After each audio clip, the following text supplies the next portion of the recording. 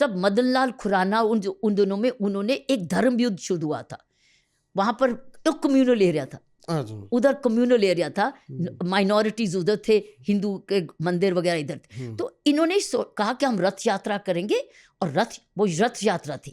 तो सारे वीआईपीज, उन दिनों के वीआईपीज उस रथ पे बैठ गए और हम घोड़े लेके अंदर जाएंगे माइनॉरिटी के एरिया में, टाउन हॉल के एरिया में। मदन लाल खुराना और बहुत सारे, अच्छा, केदारनाथ साहनी जी, अच्छा, ओ आर्या जी, ये सारे बीजेपी के मेजर लीडर्स थे। तो इन लोगों ने बैठे एक बग्गी में, उसमें आगे घोड़े थे, हाँ, और घोड़े लगा के बैठे, और साथ में उस गाड़ी के नीचे पत्थर, खूब सारे प्लेटफॉर्म पे पत्थर थे, ऊपर दरी से वो उन्होंने ढका हुआ थे पत्थर, लेकिन पत्थरों पर वो खड़े थे और उसके ऊपर दरी थी। तो उन्होंने ये कहा हम धर्म युद्ध लेके जाएंगे, हम जाएंगे माइनॉरिटी एरिया में।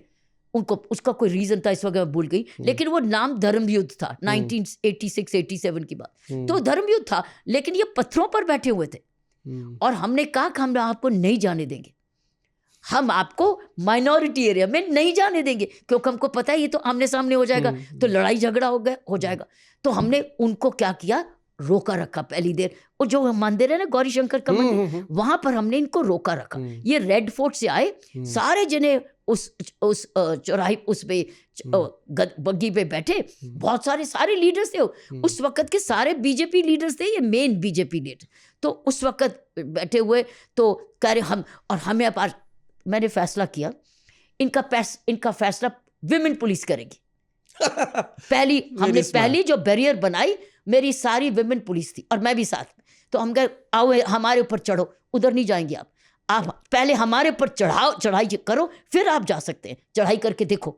तो वो हमारे नज़दीक आए, फिर घोड़ों को वापस ले ले, फिर घोड़े हमारे पास आए, देखें कि क्या करें, इन महिला पुलिस के ऊपर कैसे निकले, मैं फिर से हट जाए।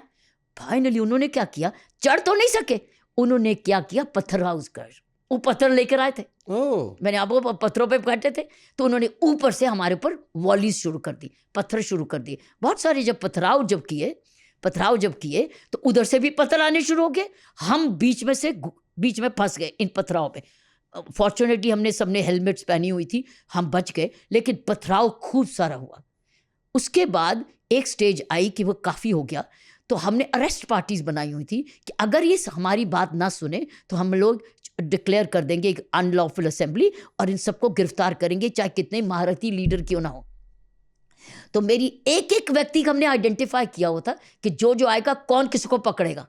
उस दिन हमने सारे के सारे इन लीडरों को पकड़ लिया, केदारनाथ साहनी समेत, जबकि वो बहुत मशहूर थे उस वक्त औहदे में।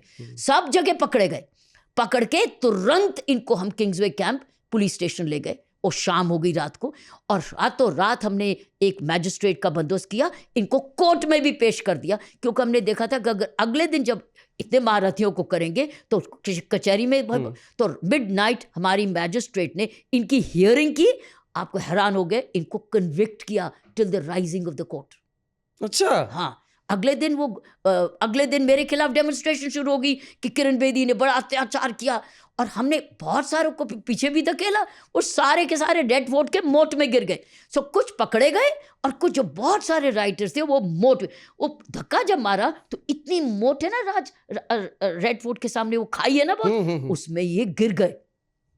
उसमें हम परेशान कि कहीं डूब ना जाए, उसमें सिर्फ नीचे कीचड़ था और पानी नहीं था, तो वो कीचड़ के सॉफ्ट कीचड़ पे वो पड़ गए। तो कुछ लोग गिरफ्तार हो गए, कुछ जाकर मोट में गिर गए। हमने सिचुएशन तो को बिगड़ने से बचा लिया, लेकिन अगले दिन डेमोन्स्ट्रेशन हुई खिलाफ कि किरण बेदी ने बड़ा अन्याय किया, लाठीचार्ज किया, फलाना किया।